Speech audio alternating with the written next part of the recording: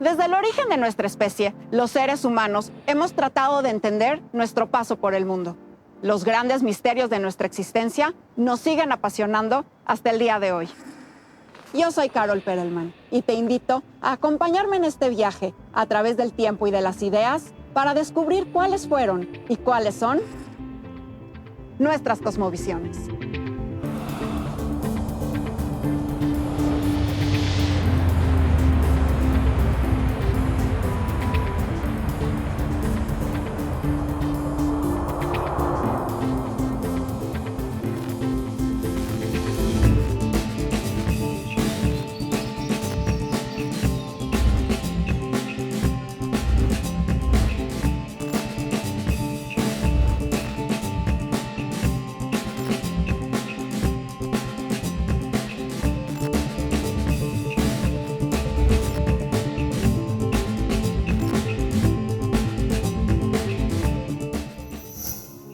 Si yo viajara al espacio, me encantaría ir a Júpiter.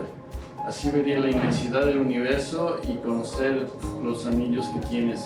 Nos han mostrado mucho en documentales cómo es el espacio, entonces sería maravilloso poder ver todo lo que sabemos que hay. Si pudiera viajar al espacio, me gustaría conocer algún planeta misterioso, algo que nunca se haya visto ni de lo que se haya informado. Si pudiera viajar al espacio, iría a acercarme a diferentes estrellas y planetas y alejarme un poco de la Tierra. Si yo pudiera viajar al espacio, iría a Júpiter porque me gusta. Viajaría al espacio, pues ojalá que encontráramos vida, pues sería conocer todos nuestros planetas. Me gustaría estar adentro de un cohete de los que van a explorar para poder ver las estrellas, para poder ver la Tierra desde arriba, los océanos y los colores.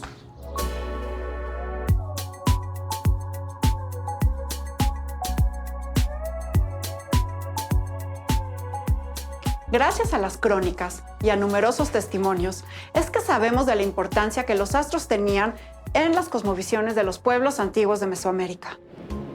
El Sol, la Luna, los planetas, las estrellas, no solo marcaban el tiempo y los ciclos, sino que también eran venerados. Y todavía hoy, el cielo sigue guardando misterios aún por dilucidar. Y tiene un gran protagonismo en prácticamente todas nuestras expresiones culturales. En este programa conoceremos algunos significados que hemos dado a los astros ayer y hoy. Acompáñame.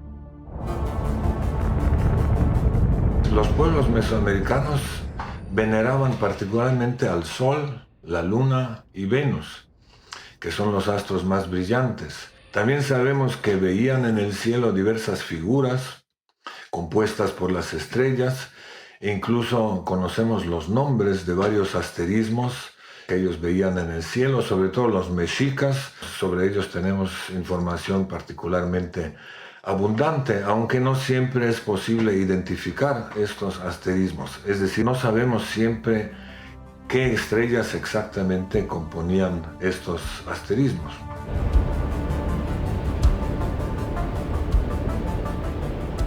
Ahora, el Sol, la Luna y Venus obviamente eran importantes por su utilidad práctica, sobre todo del Sol y de la Luna. El Sol nos alumbra del día, la Luna de noche, son medidores del tiempo y por ende también era muy diverso e importante el simbolismo que rodeaba a estos astros.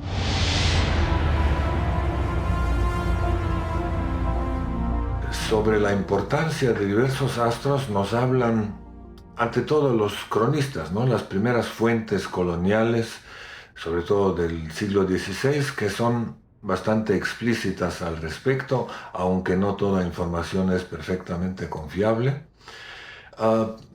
Tenemos diversos mitos sobre el Sol, sobre la Luna, sobre Venus, y también tenemos otras evidencias más materiales, por ejemplo, las representaciones del Sol, la Luna, de diversos astros aparecen en los códices, en los relieves y siempre en contextos rituales. También aparecen diversas deidades que se relacionaban o incluso personificaban a estos astros, y el simbolismo que acompaña estas imágenes nos habla también de los atributos de estos astros, de los conceptos que rodeaban estos cuerpos celestes. Aparte de los cronistas, lo que aparece en los códices y lo que es muy importante son la lectura de los epigrafistas mayas, que esto fue un descubrimiento, como se sabe, bastante reciente. Esto desde luego nos ha dado nuevas luces. Y también los nuevos descubrimientos de los arqueólogos. Si no hubiera sido por esto, pues no, nos quedamos sin saber muchas cosas. Así nos enteramos de la importancia que tuvieron, por ejemplo, las conjunciones planetarias y lunares para el ascenso al trono de los monarcas o incluso para iniciar una guerra, sobre todo en el área maya.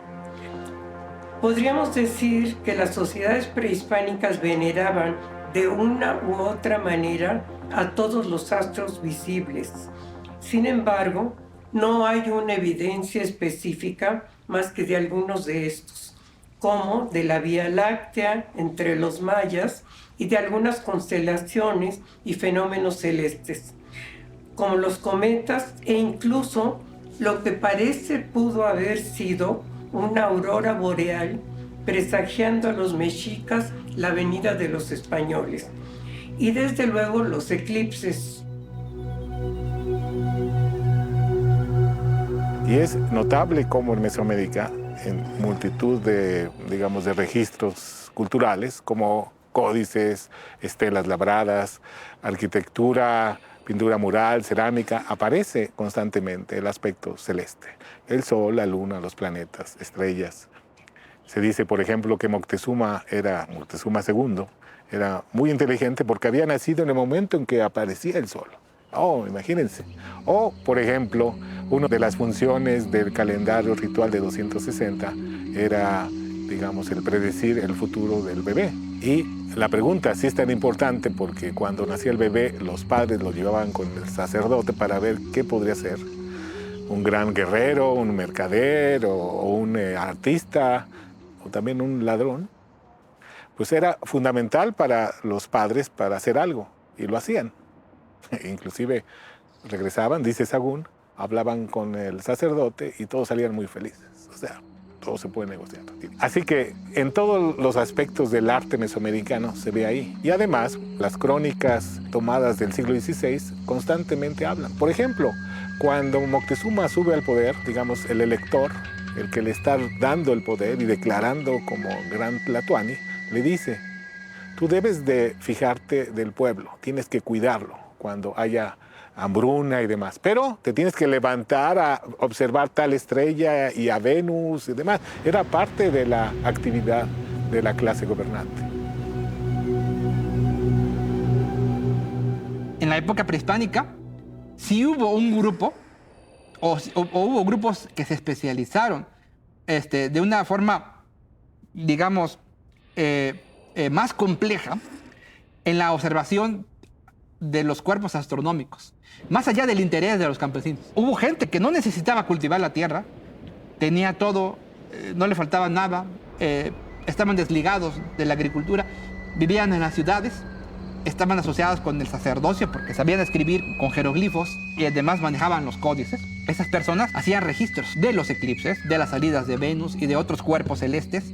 Y esos registros los iban llevando de generación en generación hasta encontrar patrones que regulan la conducta de estos cuerpos. Digamos que crearon una especie de ciencia astronómica. Es una ciencia que todavía no existe como tal, separada de la religión. Es una ciencia, pues sí, muy compleja, aritmética, astronómica, que se ve sobre todo en dos documentos que son la cúspide, el pináculo de la astronomía mesoamericana, que son la tabla de Venus del Códice de Dresde y la tabla de los eclipses también del Códice de Dresde. Es el más grande cúspide que tenemos, lo más complejo que tenemos de la astronomía mesoamericana que se haya conservado, porque hay que especializarse mucho en epigrafía, en astronomía y en aritmética y calendárica maya para entender esas tablas. Son muy complejas, no es de pensamiento campesino, no es de pensamiento cotidiano. Son tablas complejísimas de cálculos de varios siglos hacia el pasado, hacia el futuro, con correcciones y ajustes. Son los documentos más complejos que se conservan de la astronomía mesoamericana, pero no es la mayor parte de la evidencia. Creo que la mayor parte de la evidencia arqueológica antigua viene justo de los edificios, viene justo de las orientaciones. Es a lo que durante tantas décadas se han dedicado nuestros colegas arqueoastrónomos. Mautokoto, Eshuyaliki Hochukun Santo Santiago. Mautokoto, ese es Dino Champal, Natsabaish no kuchmakeshni hunka setik balor. Natsabaish no kuchmakeshni hunka setik balor. Upachikula tsokutsabatite, upachikula tsokutsabatite. Kananu yojeta di tulaka mehenikdeu. Kananu soltanta di tulaka mehepalalu. Dimi oshbelkin wakampelkin tuwena lilenikdeu. Dimi oshbelkin wakampelkin tuwena lilenikdeu. Achkuchik pahavin tushmukan takin. Achkuchokotat yanumu kilichkin. Kananu bihalbitanu yoko bin lemash mukmi. Kananu la pana bay mashuluk way tu yokol kap. Tosh biltito akchalo uchak chibalo uchal cruzop wamak panik tun tokoto takeluma akchalo. Las diferentes concepciones que las sociedades antiguas tenían del sol resultan fascinantes. ¿Cómo se establecía la relación entre el culto al sol y la medición del tiempo? ¿Y hasta qué punto está ligado el sol con la religión y otras instituciones sociales? Escuchemos a continuación muchas de las dimensiones que el sol, el astro rey, tenía en la antigüedad. El sol es omnipresente en Mesoamérica. El hecho de que es fácil de observar, la regularidad es uniforme y eso hace fácil poder utilizar esa observación para algo fundamental para cualquier civilización, que fue la organización del tiempo, el calendario. Y el calendario es fundamental para organizar cualquier actividad humana. La existencia del sol es el gran marcador de la cosmovisión maya. Podríamos nosotros señalar el tiempo previo del sol como el tiempo mítico, y el tiempo del sol, nuestro sol actual, es nuestro tiempo histórico. El tiempo previo a la creación del sol es un tiempo donde los ritmos biológicos están alterados, animales y plantas tienen una serie de características únicas que los hacen totalmente diferentes a los del tiempo histórico. ¿Y esto a qué se debe? Se debe a la falta de sol. ¿Y qué significa entonces el sol?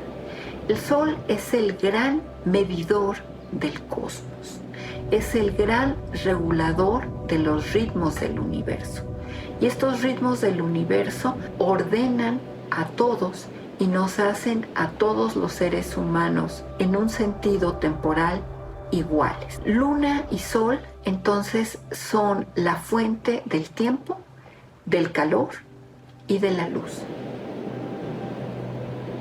El sol es el medidor del tiempo por excelencia, tanto del tiempo diurno como del tiempo anual. Es del tiempo que transcurre en el año trópico, en el año de las estaciones. En varios idiomas mesoamericanos incluso tenemos nombres de diversas partes del día, de diversos momentos. Son nombres que regularmente aluden a las posiciones del sol en el cielo. Es decir, el sol está saliendo, por ejemplo, o el sol se levantó un poco sobre el horizonte, llegó a medio cielo, etc. Tal vez incluso más importante fue la importancia del sol para medir el tiempo en el transcurso del año. Sabemos que los mesoamericanos observaban el movimiento del sol a lo largo del horizonte, es decir, en los momentos de su salida y puesta, y obviamente sabían que el sol se estaba moviendo de un extremo al otro y en dirección opuesta, y también se enteraron que ciertas posiciones del sol en el horizonte coinciden con ciertos cambios estacionales en la naturaleza. Es decir, si el sol, sobre todo eso era posible, era mucho más fácil observar si el horizonte estaba más o menos accidentado. Por ejemplo, cuando el sol llegó a un cerro, sabían, por ejemplo, que se estaba acercando la época de lluvias. Y son precisamente estas observaciones que dieron lugar a los llamados calendarios de horizonte, que han sido documentados en diversas sociedades del mundo. Por otra parte, muchos de los templos y de los edificios estaban alineados especialmente para recibir los rayos del sol en días específicos. Era también al sol al que le ofrecían el corazón de la víctima humana recién inmolada. Y además, los guerreros más valientes eran dedicados al sol y a él le hacían una fiesta especial, precisamente el día de Nahui Oli, cuando enviaban a una víctima especial, un prisionero, al que le daban un mensaje para que le llevara al sol. Nosotros ya con conocimientos astronómicos, nadie duda que el sol sale, se mete y sale otra vez. Pero para mesoamericanos es el mundo que no se pueda asegurar que sí el sol sube otra vez desde el día siguiente. Para ellos el sol sale del mar, del Caribe, del Golfo de México. Ahí es el límite para mesoamericanos. De ahí, del mar, salen el sol y pasan el cielo y se meten en el Océano Pacífico. Es el límite oeste, ahí donde se caen dentro del mar para ellos. Y luego viajan abajo de nosotros para pasar al oeste otra vez para que salgan el día siguiente. Entonces el Sol era un astro que combatía diariamente con los poderes de la noche, con la luna y las estrellas, según la versión de Edward Seller. Entonces el Sol tenía o era devorado en las tardes por la Tierra. Ellos observaban cómo entraba en la Tierra para tener todo un rito de tránsito en la matriz de la Tierra misma y ser parido por el Oriente. Al ser parido por el Oriente, el Sol surgía en esta forma de Huitzilopochtli, el joven guerrero, valiente, valeroso, ¿verdad? El Oriente además se identifica con el color rojo, ¿no? Del Sol mismo, de la sangre. Segundo presagio funesto, que sucedió aquí en México. Por su propia cuenta, se abrazó en llamas, se prendió en fuego. Nadie tal vez le puso fuego, sino por su espontánea acción ardió la casa de Huitzilopochtli. Se llamaba su sitio divino, el sitio denominado Tlacatecán, casa de mando. Se mostró, ya arden las columnas. De adentro salen acá las llamas de fuego, las lenguas de fuego, las llamaradas de fuego. Rápidamente, en extremo, acabó el fuego todo el maderamen de la casa. Al momento, hubo vocerío estruendoso. Dicen: mexicanos, venid deprisa, se apagará, traed vuestros cántaros. Pero cuando le echaban agua, cuando intentaban apagarla, solo se enardecía flameando más. No pudo apagarse. Del todo, ardió.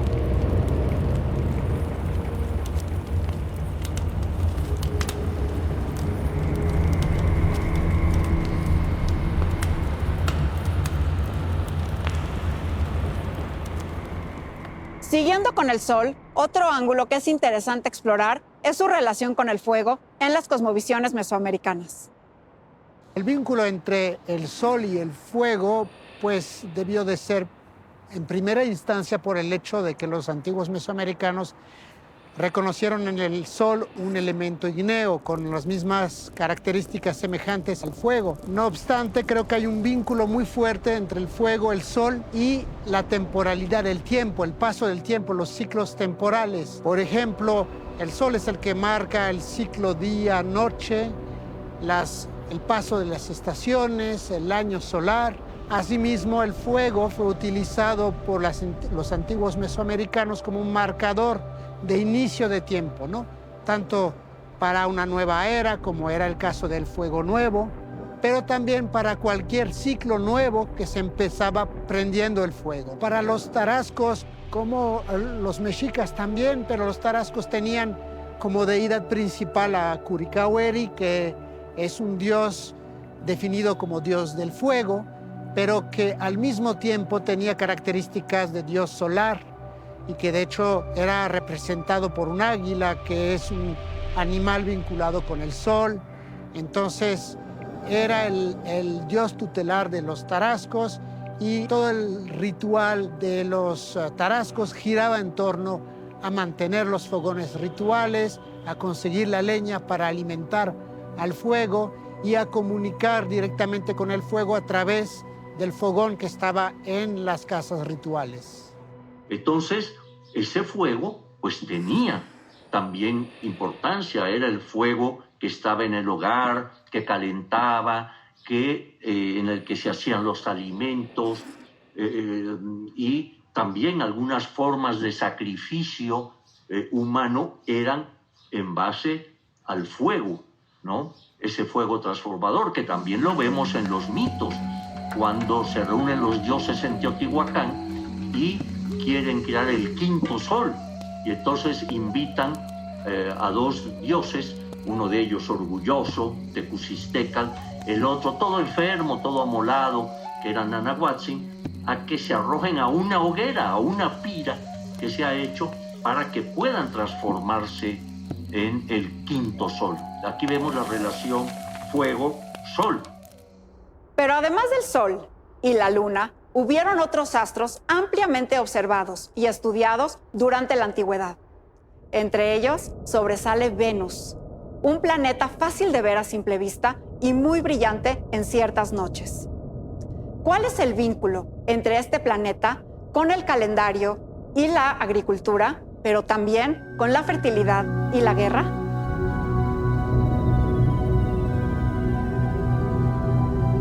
Como está Venus dentro, digamos, su órbita está contenida en la nuestra, en la Tierra, a veces lo vemos y a veces no lo vemos. Así que los mayas, por ejemplo, llevaron un seguimiento muy cercano a estos periodos de observación de Venus desde la Tierra.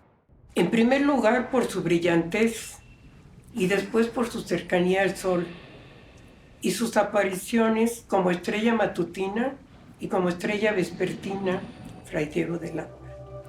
Era cosa maravillosa la cuenta que tenían con la dicha estrella y de saber cuántos días se veía y estaba sobre la tierra y cuántos debajo de ella sin que se pudiese ver, por manera que tenían ciencia certísima del día que había de aparecer en Oriente y del que se había de poner y desaparecer en Occidente. Y para aquel día era grande el aparejo que hacían para el celebrar gran fiesta. Solo puede verse unas horas antes de la salida del sol o unas horas después de su ocaso, como estrella matutina o lucero vespertino. Los mesoamericanos sabían que se trataba de un solo cuerpo celeste y había simbolismos diferentes. Las primeras apariciones del lucero matutino después de su periodo de invisibilidad, cerca de la conjunción inferior, se consideraban como agüeros funestos, momentos que impactaban a la naturaleza de forma negativa, también la sociedad, al país, a los gobernantes. Este aspecto maligno de Venus está representado en las páginas del 40-45 del Códice Borgia, en donde Tlahuizcalpantecutli, portando una máscara de zopilote, perro, conejo y calavera, arroja su lanza contra sus víctimas, la diosa del maíz, la realeza y el símbolo de guerra. También se ha relacionado con algunas batallas, ¿no?, en el mundo maya que hubieran tenido una relación con las apariciones de Venus. Venus es un astro flechador, ¿no? Que flecha distintas categorías de personas según los ciclos, y eso lo podemos ver no solamente en el Códice de Dresde, pero también en manuscritos de la zona de Puebla-Tlaxcala, como el Códice Borgia, como el Códice Cospi, el Códice Vaticano B, ¿no? Que son manuscritos donde se plasman precisamente los ciclos venusinos y las intervenciones de Venus armado. Pero probablemente aún más importante era este aspecto, esta vinculación con el agua, el maíz y la fertilidad. Y parece que estas ideas tenían origen en los hechos reales que pudieron ser observados, porque sabemos que Venus, siempre cuando es visible como estrella de la tarde, si lo observamos en los momentos de su puesta, también se mueve a lo largo del horizonte en los días consecutivos, llegando a sus extremos norte y a sus extremos sur. Y los extremos norte siempre coinciden con o anuncian la llegada de las lluvias, abril o mayo, antes del solsticio de junio. Y en cambio los extremos sur ocurren siempre octubre-noviembre, antes del solsticio de diciembre, es decir, en la época cuando terminan las lluvias y cuando es la época de la cosecha.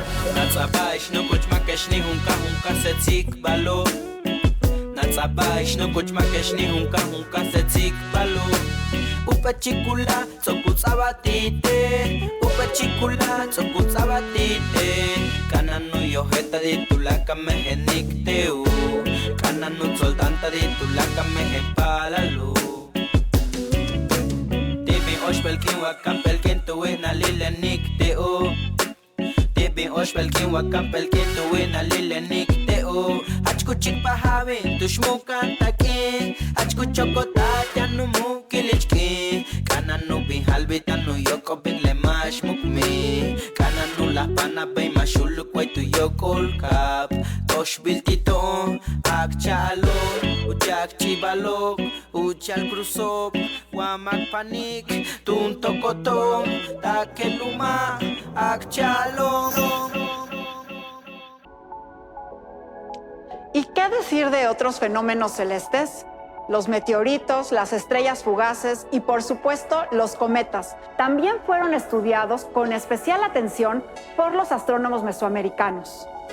¿Cuál era la interpretación que se les daba y cuál el significado para la población y sus gobernantes?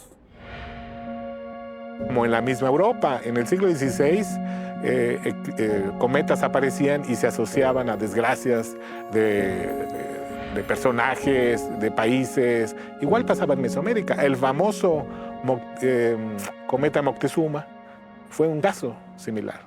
Claro que ahora, usando información de otras partes, siempre en el mundo, en el hemisferio norte, podemos datar cuándo sucedió el cometa de Moctezuma. Pero por supuesto a Moctezuma lo llenó de miedo. Aquí hay un hecho muy interesante, según las crónicas. Cuando despertaron a Moctezuma por el cometa, su guardia, pues no pudieron explicar el significado. E inclusive le dijeron, pues ve a ver a tus astrólogos, o sea, los astrónomos. Y resulta que los astrónomos habían dormido y los enjauló. Y yo digo, es un ejemplo cuando el astrónomo no hace bien su trabajo. Bueno, y le dijeron, no, mira, quien te puede decir solamente el gran astrólogo Netzahualpili de Texcoco, el hijo de Nezahualcóyotl. Y Netzahualpili dice, mira, Moctezuma, esto no pinta bien, tú vas a ser testigo de que tu reino acabe y demás, pero tú ya no me vas a volver a ver, porque yo me voy a morir. Y en efecto, ahí nos vemos, y Moctezuma se llenó de terror. Los historiadores registran bien la muerte de Netzahualpili, 1516. Si uno busca en los catálogos de observaciones de objetos del cielo, de eventos del cielo, resulta que un catálogo francés y otro de Estados Unidos, del siglo XIX, XVIII, registran un solo cometa en ese año, que curiosamente en España se asoció a la muerte de Fernando el Católico. Vean la asociación. Así que podemos plantear que el cometa de Moctezuma o Moctezuma fue aquel cometa de 1516, por ejemplo. Pero son augurios que, bueno, el hombre le echa la culpa al cielo de lo que pasa aquí abajo. Y ese es un ejemplo claro, donde en todo el mundo se asociaba la aparición de un cometa con alguna señal maligna. Se creía que los meteoritos o las estrellas fugaces eran unos seres terroríficos que habitaban en el segundo cielo y que no tenían carne, sino solo hueso. Y los cuellos y las cabezas las tenían rodeadas de cabezas humanas y de corazones. Y que bajaban a la tierra de cuando en cuando, sobre todo en el mes de Quecholi, que es más o menos por octubre, para aterrorizar a los humanos, y que al término de los 52 años, cuando se terminaba el ciclo que he mencionado, si no aparecía el sol, bajarían a devorar a los humanos. Estos personajes, las Tzitzimime, vivían en el cielo nocturno y constituían una constante amenaza para los hombres, especialmente durante los eclipses. La astronomía es una ciencia con raíces muy antiguas. En Mesoamérica fue una práctica importante. Las aportaciones astronómicas de la cultura maya, por mencionar solo un ejemplo, son conocidas en todo el mundo. ¿Cuál es el origen de nuestra fascinación por los cielos? Todos los seres vivos compartimos la misma atmósfera, los mismos mares, la misma tierra y también el mismo cielo. Y esto ha hecho que las diferentes culturas a lo largo de la historia pues sean muy curiosas sobre qué es el aire, qué es el viento, qué es el mar, qué es la lluvia, de dónde vienen y qué son las montañas. Y todo eso se puede estudiar en los lugares donde están las cosas. Y esto ha permitido que a lo largo de la historia pues sepamos muchísimo de todo lo que ocurre en nuestra tierra. Sin embargo, el cielo permanece muy, muy alejado de nosotros. El cielo tiene muchos misterios a los cuales no podemos acceder, porque no podemos ni tocarlo, ni olerlo, ni saborearlo, como todas las demás cosas. Entonces, el cielo ha mantenido este misterio a lo largo de toda la historia y en muchas culturas se ha convertido en una obsesión, porque un cielo estrellado no solamente es sobrecogedor y te atrae, sino que además dispara la fantasía. Hace que muchas culturas hayan visto en el cielo figuras y hayan formado constelaciones. O sea, las figuras que forma un cielo estrellado varían de lugar a lugar y varían con la estación del año, pero pues cada cultura creyó ver animales fantásticos, personajes en ese cielo, y lo atribuyeron a no solamente una serie de divinidades, sino también como el libro donde está escrito el sino de los seres humanos.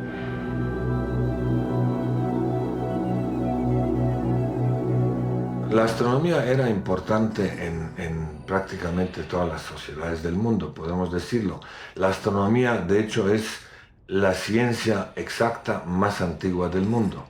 ¿Por qué? Por su utilidad práctica, porque la astronomía nos permite medir el tiempo, ubicarse en el espacio y en el tiempo. Así que es obvio que en muchas civilizaciones antiguas encontramos la práctica de calendarios de horizonte y también las orientaciones en los vestigios materiales. Por ejemplo, en la Europa occidental tenemos los sitios megalíticos con alineamientos astronómicos. En la India, en la China, yo diría que en todas las civilizaciones antiguas, al menos en las que estaban basadas en la agricultura, encontramos orientaciones astronómicas. Lo que sí difiere es los eventos que querían registrar. Casi siempre el más importante fue el Sol, por razones conocidas, porque es el medidor más claro del tiempo. Pero lo que difiere son las fechas que se registraban y que dependen, por una parte, de la sofisticación del conocimiento que tenían los antiguos y por la otra, del régimen climático concreto y del tipo de subsistencia, del tipo de la agricultura que practicaban. En ese sentido, Mesoamérica es singular porque obviamente el ambiente se caracteriza por un ambiente que tiene un régimen climático específico y la agricultura basada en el maíz se reflejaba en la importancia de ciertas fechas que tenían el significado agrícola. Así que los detalles entre las civilizaciones antiguas difieren, pero las nociones básicas sobre la importancia del cielo y sobre la utilidad de los ciclos celestes son universales.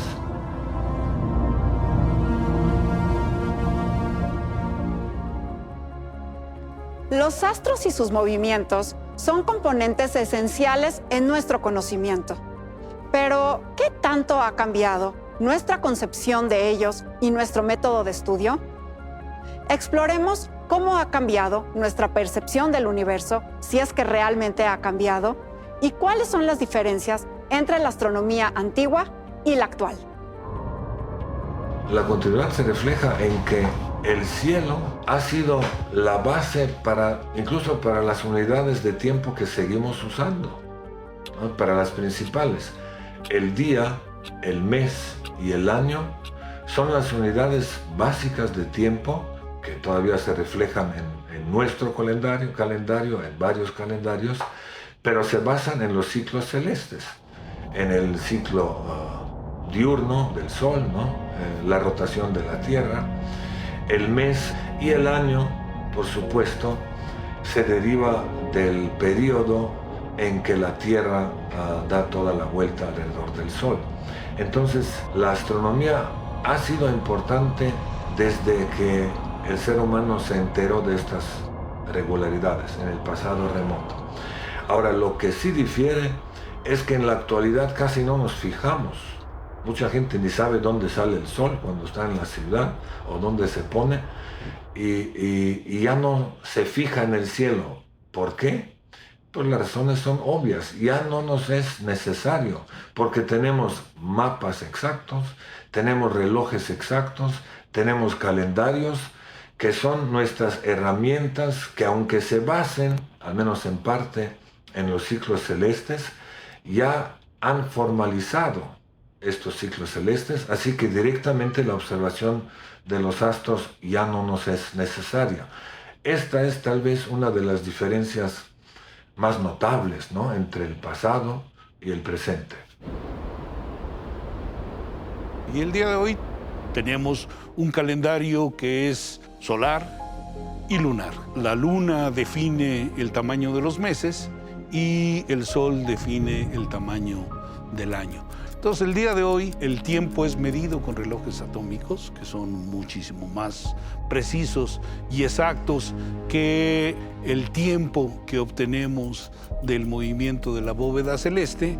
Entonces, no es que los calendarios y los relojes hayan cambiado y que ya no se utilice el cielo, sino simple y sencillamente tenemos una forma más precisa, más exacta de medir el tiempo. Sigue jugando un papel importante los astros en la vida económica de los campesinos mayas.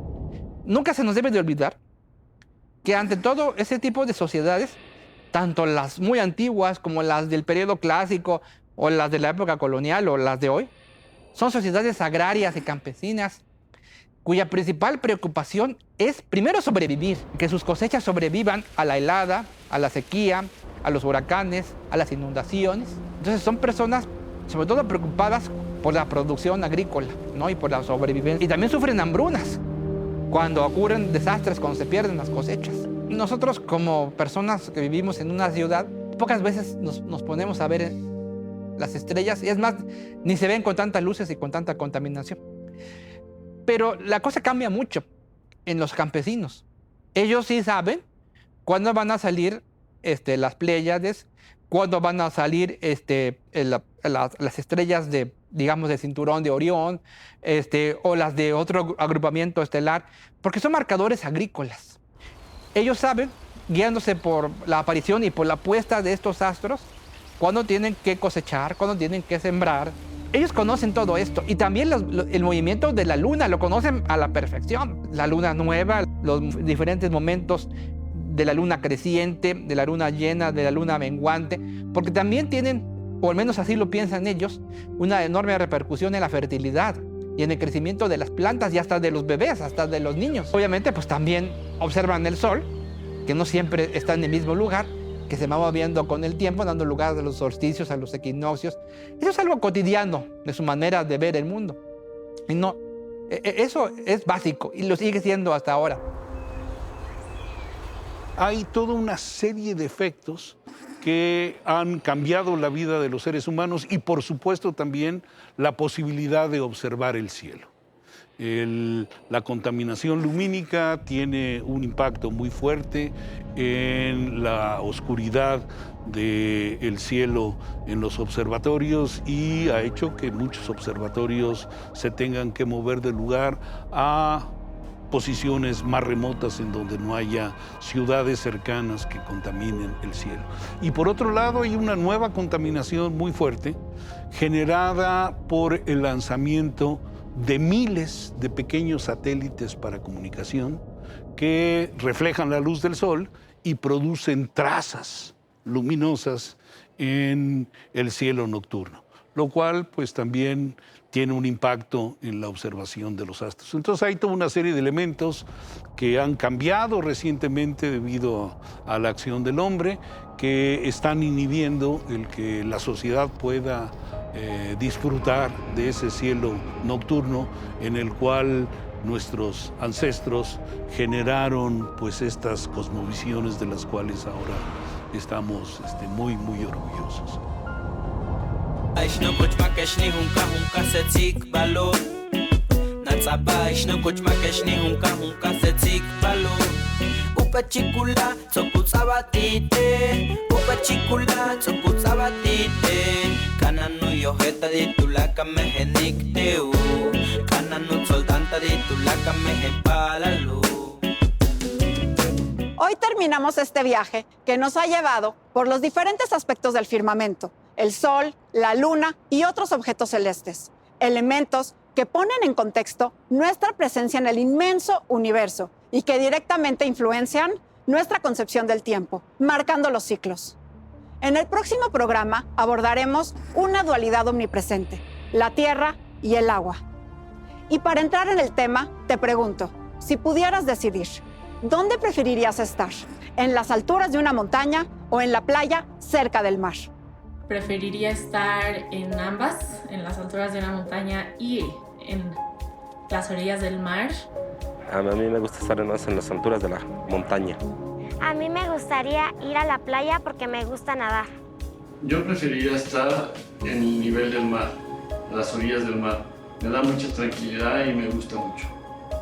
Yo preferiría estar, en vez de una montaña, en una playa cerca del mar. Ay, me gusta la montaña porque allí hago mis trabajos. A mí me gusta estar en la playa. Soy adoradora del sol. Me gusta el sentir el agua en los pies, la textura de la arena cuando camino y voltear y ver mis huellas y ver las olas, escuchar el ruido.